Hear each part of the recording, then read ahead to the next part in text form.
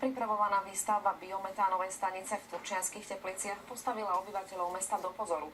Projekt odmietajú, pretože sa obávajú zápachu a spísali preto aj petíciu. Radnica sa postavila na stranu ľudí a chce vyhlásiť elektronické referendum.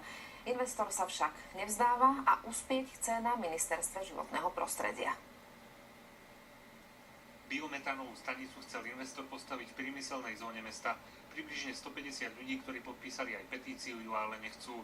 Mesto investíciu za 13 miliónov eur preto považuje zatiaľ za uzavretú kapitolu. Keď ľudia povedia a investor presvedčí ľudí, že je to dobrá vec, tak nemáme absolútne žiaden problém pri dodržaní všetkých pravidiel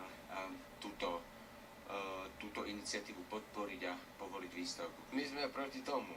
Ja som proti. To by chcelo vedieť všetky aj proti. Kľudne to môže byť. Investor petíciu spochybňuje, lebo jej text je vraj zavádzajúci. Od projektu samozrejme odmieta upustiť aj preto, že ho len samotné prípravy na výstavbu stáli už 700 000 eur. Okrem toho sú vraj obavy ľudí neopodstatnené. Je to zariadenie, ktoré pomáha odstraňovať environmentálne záťaže.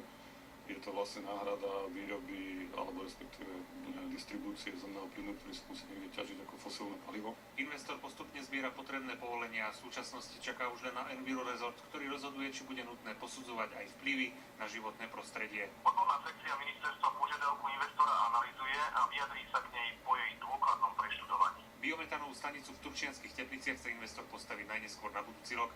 Ak mu v tom bude mesto naďalej brániť, chce ho zažalovať. Peter Rebus, Teatry.